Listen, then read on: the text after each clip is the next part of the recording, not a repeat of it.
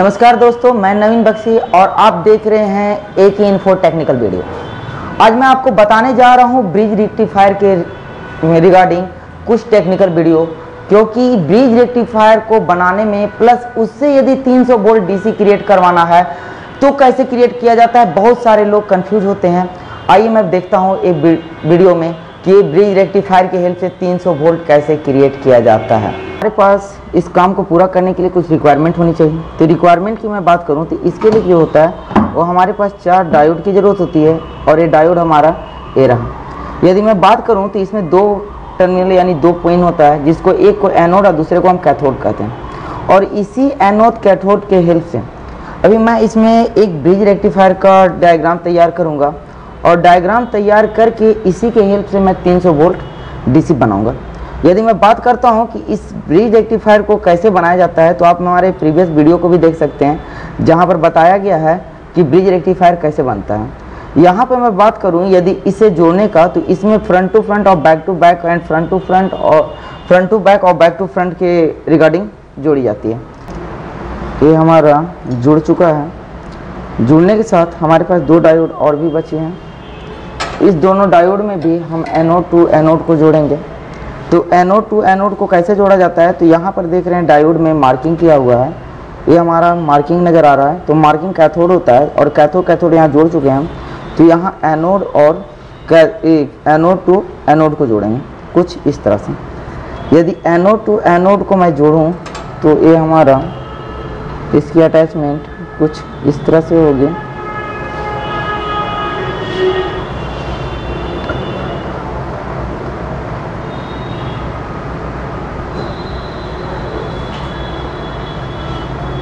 ये अटैचमेंट कुछ इस तरह से होगी।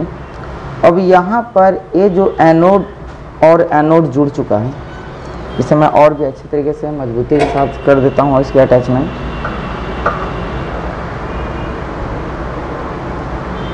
ये अच्छा रहेगा।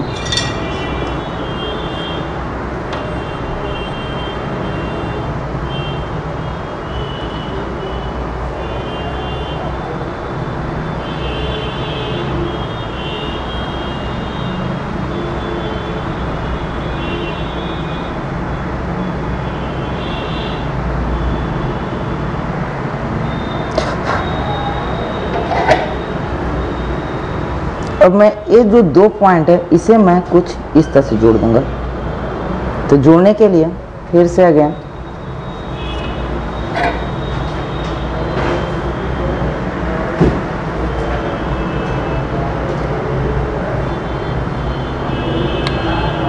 और इधर भी अगेन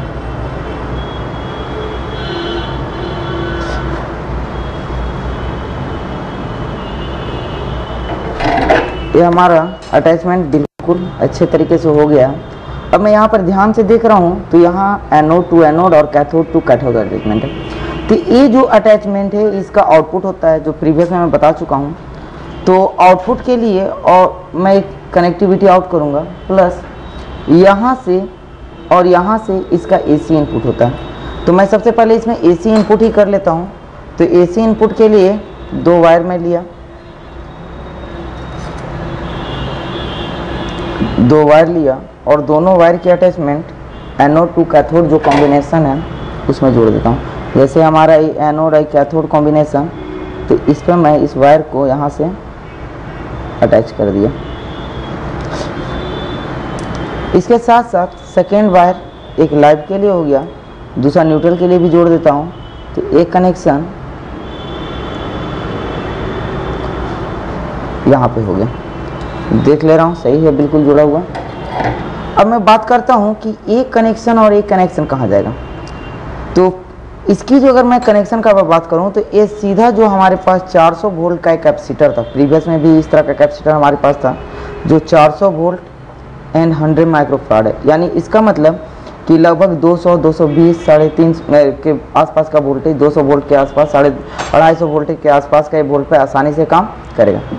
तो इसमें क्या होता है कि एक नेगेटिव टर्मिनल होता है, इधर का जो टर्मिनल नेगेटिव होता है, जबकि इधर का टर्मिनल एक पॉजिटिव होता है। तो इसकी मैं बात करूं तो यहाँ पर जो एनोड होता है, अगर इनपुट के लिए तो होता है पॉजिटिव, लेकिन आउटपुट के लिए ये नेगेटिव होता है। तो तो इसे मैं इसके इस टर्मिनल पर जोड़ दूंगा। तो इसे मैं इसके इस टर्मिनल पर जोड़ता हूँ। यहाँ पे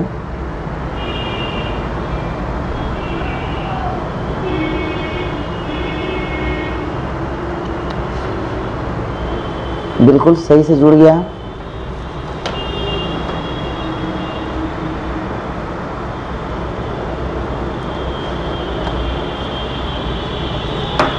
अगेन यहाँ से अब मेरा काम है आउटपुट लेने के लिए। तो आउटपुट यहाँ पे हेवी वोल्टेज आउट होता है, तो इसलिए आउटपुट लेने के लिए एक वायर को इस पे अटैच करूँगा, इसके पॉजिटिव पे, क्योंकि ए पॉइंट हमारे इस पॉइंट से अटैच होना चाहिए। हमारा नेगेटिव है लेकिन आउटपुट के लिए पॉजिटिव होता है, तो इस पॉइंट की अटैचमेंट के लिए मैं एक वायर का सहारा ले रहा हूँ। तो वायर को मैं यहाँ पे जोड़ दिया और इसकी अटैचमेंट मैं सीधा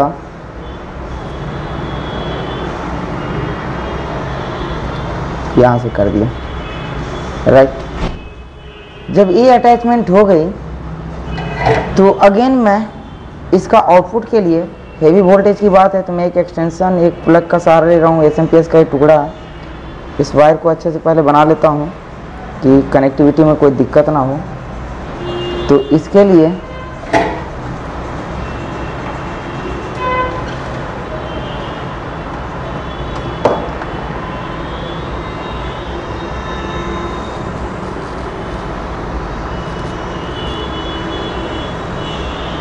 और इसे भी इसके ऊपर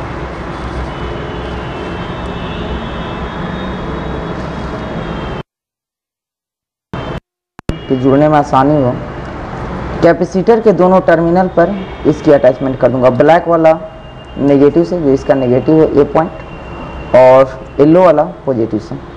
तो मैं ब्लैक को सबसे पहले यहाँ अटैच करता हूँ।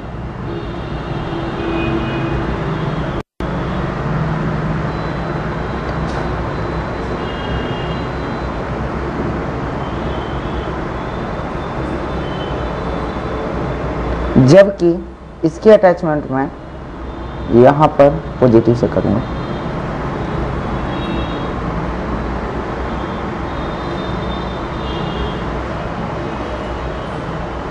ये अटैचमेंट कंप्लीट होने के बाद ये हमारा आउटपुट, जबकि ये इनपुट। यहाँ पर एक बार इसे करंट देने से पहले क्रॉस चेक भी कर लेना चाहिए कि यहाँ पर मल्टीमीटर से अगर मैं चेक करूँ तो किसी तरह का, अगर मैं कंटिन्यूटी रेंज, बजर रेंज पर चेक करता हूँ तो किसी भी तरह का यहाँ पे कोई बिग वैल्यू नहीं आना चाहिए। और यहाँ पर आपको वैल्यू, तो इसका मैं देख लेता हूँ। यहाँ पर किक इफेक्ट वैल्यू बिल्कुल होनी चाहिए, वैल्यू आकर वापस होना चाहिए। तो इसके रिगार्डिंग मैं सबसे पहले यहाँ रखा और इसकी कनेक्टिविटी यहाँ रखा। कोई भी वैल्यू नहीं है। प्रोब को इंटरचेंज किया, इंटरचेंज करने के बाद भी कोई वैल्यू नहीं है। कंटिन्यूटी मैं चेक कर लेता हूँ, बिल्कुल कंटिन्यूटी सही है। जबकि यहाँ पर मैं चेक करूँ तो यहाँ पर वैल्यू आकर चला जाना चाहिए। तो यहाँ पर मैं देख रहा हूँ मल्टीमीटर में रीडिंग इधर से तो शो नहीं कर रहा है। अगेन उल्टा करके देखता हूँ तो वैल्यू यहाँ पे रीडिंग आया और रीडिंग आकर रुका हुआ है। एक्चुअली एक कैपेसिटर अभी चार्ज हो गया है और जब मैं अपोजिट इसके चेक करूँगा तो बिल्कुल वैल्यू आकर चला ही जाएगा। ये देखिए यहाँ से वैल्यू आकर चला गया। अब बात करता हूँ इसकी चेक करने के लिए। तो मैं सीधा इस पर सप्लाई अब दूंगा।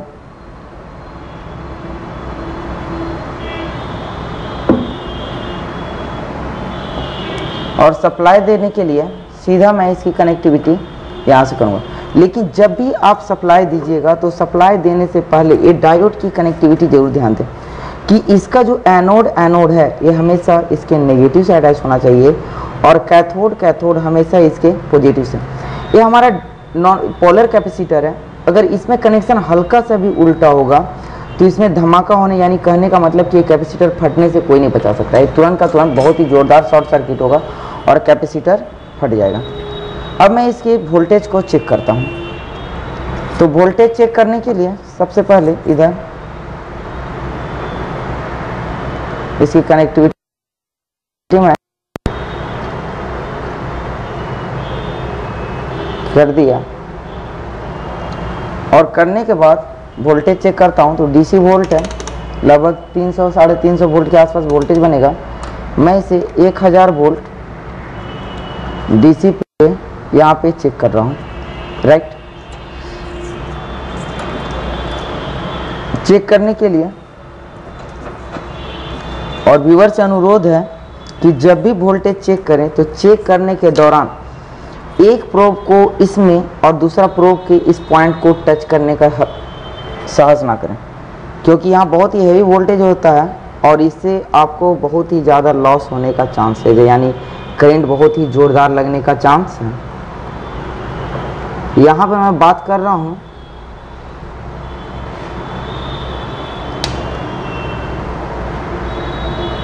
बिल्कुल यहाँ पर लगभग वोल्टेज तैयार ही हो रहा है हमारा,